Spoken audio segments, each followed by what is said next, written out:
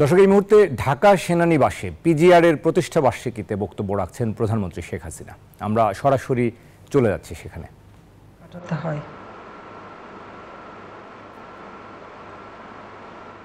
যখন 81 সালে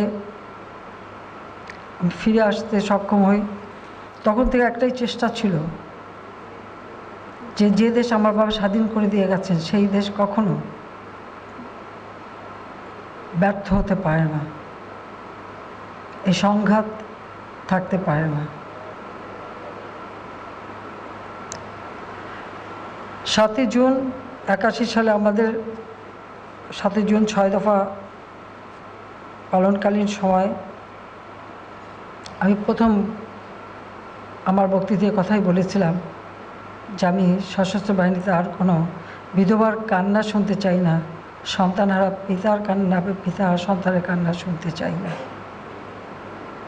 কারণ আমার প্রচেষ্টাই ছিল যারা আমাদের স্বাধীনতা সার্বভৌমত্ব রক্ষা করবে সেখানে ডিসিপ্লিন ফ্রি আনা এবং সেটাকে আরও উন্নত সমৃদ্ধশালী করা, সেখানে সংঘাত না, শান্তি থাকবে। আমি যখন ফিরে আসি, এমন একটা দেশে ফিরে এসেছিলাম নাগরিক হিসেবে আমার কোনো অধিকার ছিল না বাবা মা ভাইয়ের হত্যার বিচার চাই। আমি কোনো মামলা করতে পারিনি, কারণ ইন্ডেমনিটি অর্ডিন্যান্স জারি করে খুনিদেরকে বিচারের হাত থেকে রেহাই দেওয়া হয়েছিল এবং বিভিন্ন দূতাবাসে চাকরি দিয়ে তাদের পুরস্কৃত করা হয়েছিল। আমি ফিরে আসার পর 32 নম্বর বাড়িতে আমাকে ঢুকতে দেওয়া হয়নি, রাস্তায় বসেই আমাকে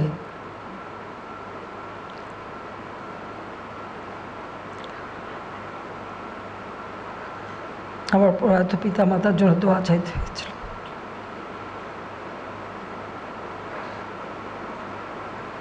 দীর্ঘ 21টা বছর পর সরকার গঠন করার সুযোগ পাই।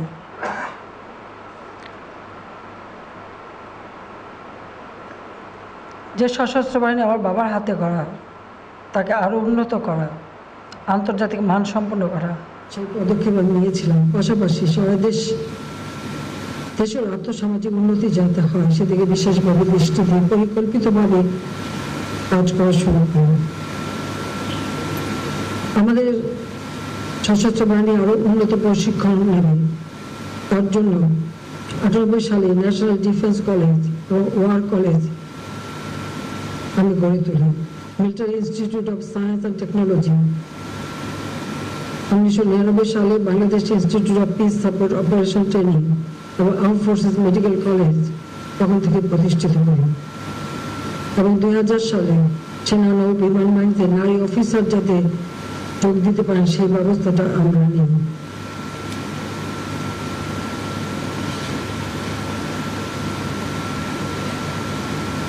পাঁচ বছর সরকারে ছিলাম, বাংলাদেশটাকে চেয়েছিলাম উন্নত করতে। 40 লক্ষ মেট্রিক টন খাদ্য ঘাটতি নিয়ে যাত্রা শুরু করেছিলাম। সেই বাংলাদেশকে আমরা খাদ্যের স্বয়ংসম্পূর্ণ করি। 1600 মেগাওয়াট বিদ্যুৎ উৎপাদন হতো, 4300 মেগাওয়াট বিদ্যুৎ উৎপাদন বৃদ্ধি করতে সক্ষম হয়। দারিদ্র্যের হাত হ্রাস করে মানুষের ভাগ্য আরো উন্নত করার সকল প্রচেষ্টাই নিয়েছিলাম এবং দেশ এগিয়ে যাচ্ছিল। দুর্ভাগ্যের বিষয় 2001-এ সরকারে আসতে পারিনি। তার কারণ ছিল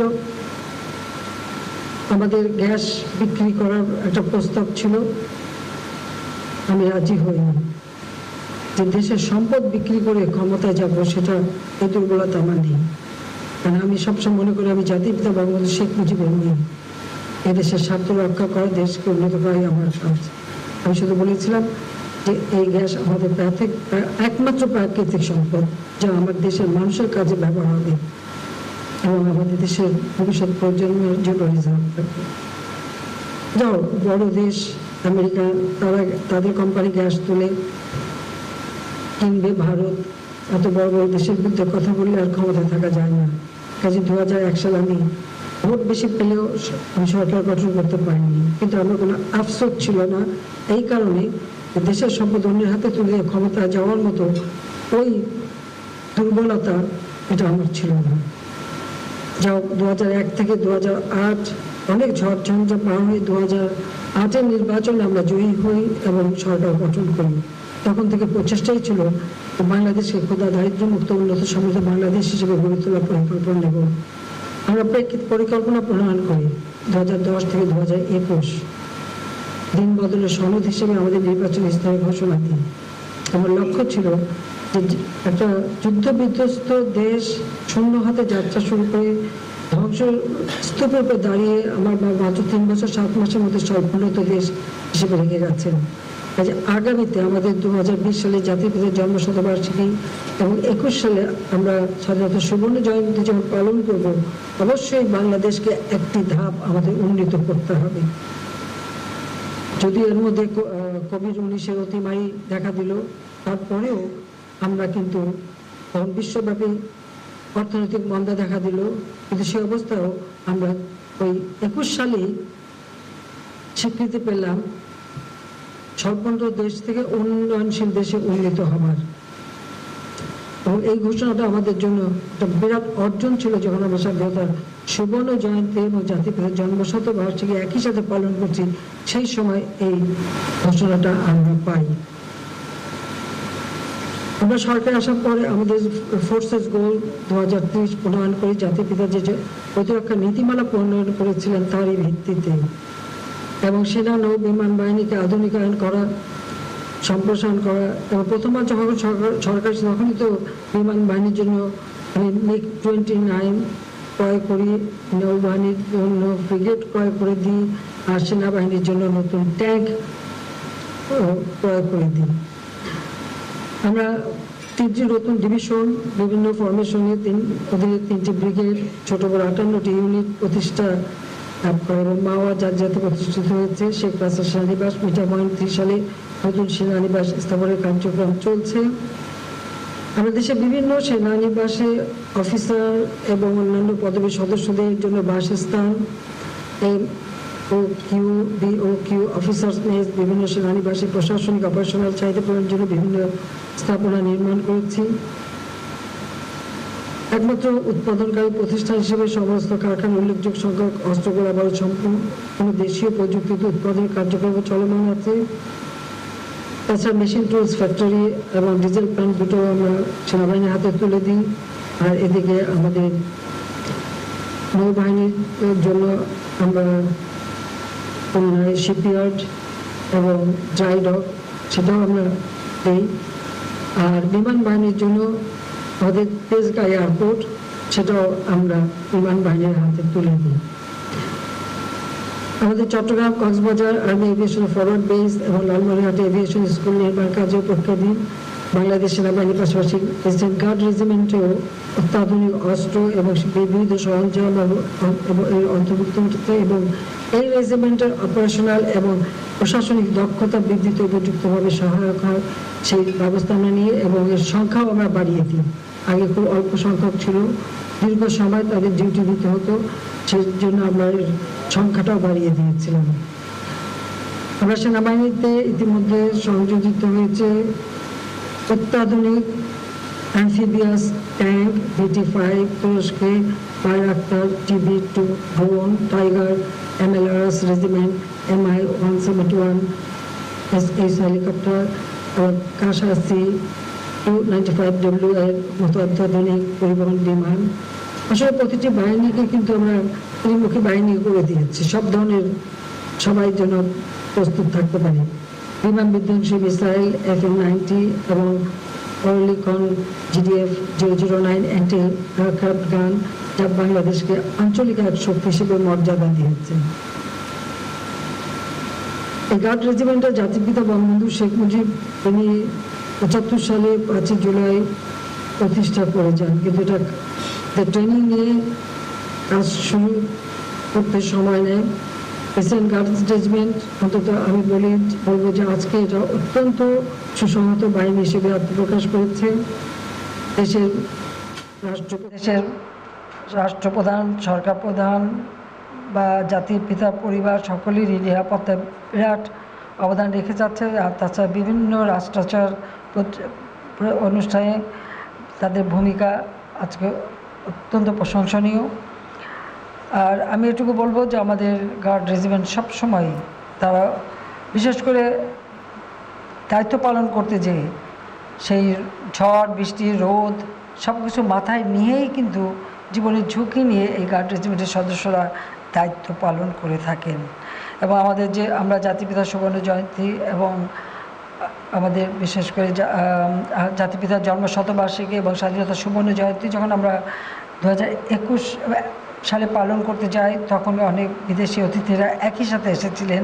কাজে সমস্ত নিরাপত্তা পালনে এবং বিভিন্ন রাষ্ট্রাচারে অত্যন্ত দক্ষতার পরিচয় দিয়েছেন। কাজে আমি আমাদের প্রেসিডেন্ট গার্ড রেজিমেন্ট অর্থাৎ পিজিআরকে আন্তরিক অভিনন্দন জানাই যে তারা যে তাদের জীবনের উপর ঝুঁকি নিয়ে এবং এই রোদ বৃষ্টি মাথায় নিয়ে তাদের উপর অর্পিত দায়িত্ব অত্যন্ত নিষ্ঠার সাথে পালন করে যান। সেজন্য আপনাদের সবাইকে আমার আন্তরিক ধন্যবাদ এবং আপনাদের প্রতি আমি কৃতজ্ঞতা জানাই।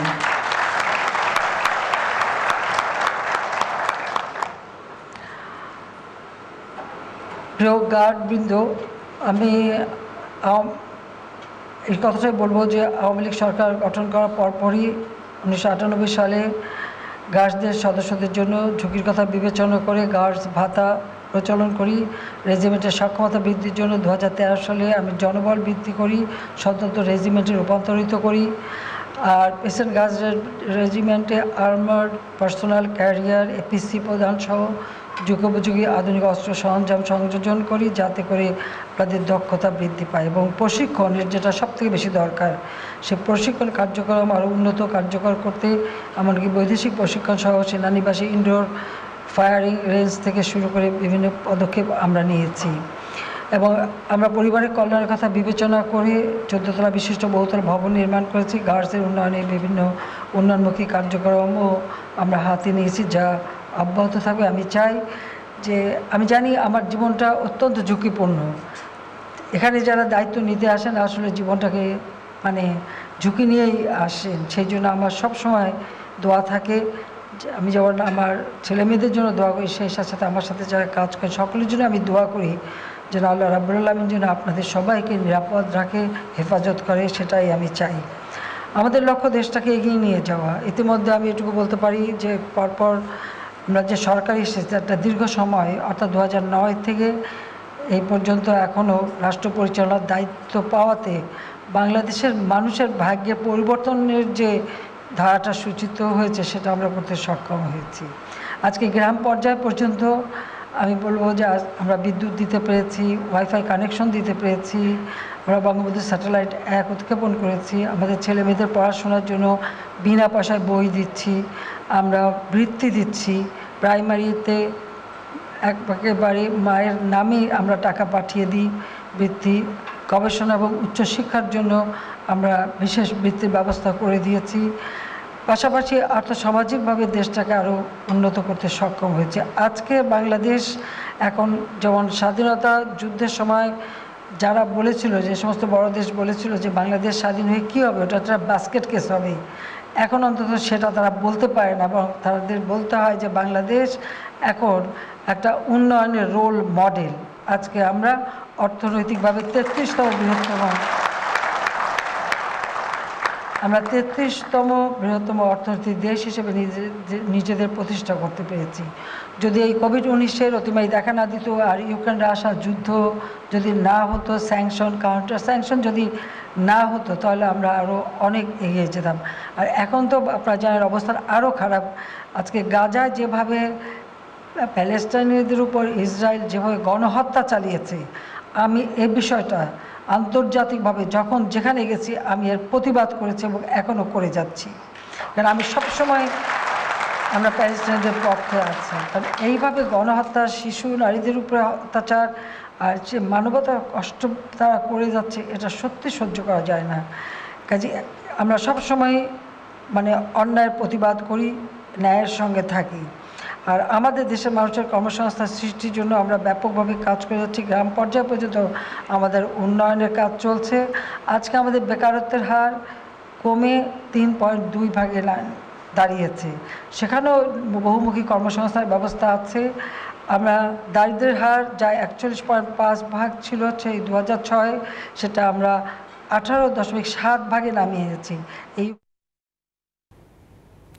দর্শক, ঢাকা সেনানিবাসে পিজিআর এর প্রতিষ্ঠা বার্ষিকীতে বক্তব্য রাখছিলেন প্রধানমন্ত্রী শেখ হাসিনা। আমরা সরাসরি যুক্ত ছিলাম শেখ